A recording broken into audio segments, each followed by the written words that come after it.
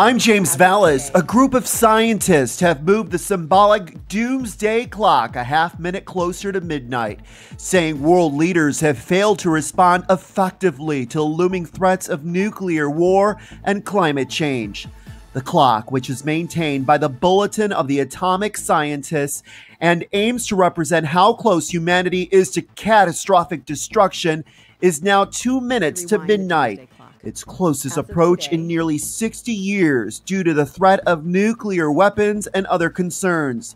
The annual update also cited tensions between the United States and Russia, which was demonstrated by military exercises along the borders of NATO, the undermining of the Intermediate Range Nuclear Forces Treaty, upgrades to their nuclear arsenals, and the avoidance of arms control negotiations.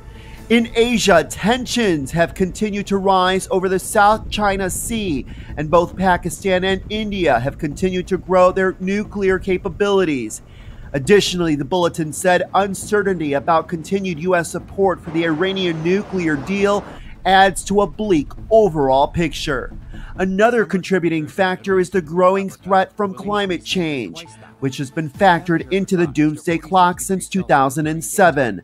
The bulletin also called attention to the undermining of democracy through deception campaigns on the internet.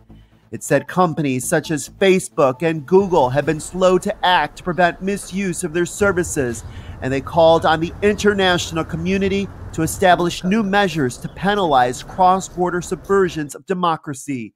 The Bulletin of the Atomic Scientists said it hoped moving the clock closer to midnight will be interpreted as an urgent warning of the global danger. The Doomsday Clock was launched in 1947 at 7 minutes to midnight. The closest approach to midnight was from 1953 to 1960, as the United States and the Soviet Union carried out tests of thermonuclear devices. Because the clock is updated only once a year, it did not move during the Cuban Missile Crisis. For continuing coverage, stay with BNOnews.com.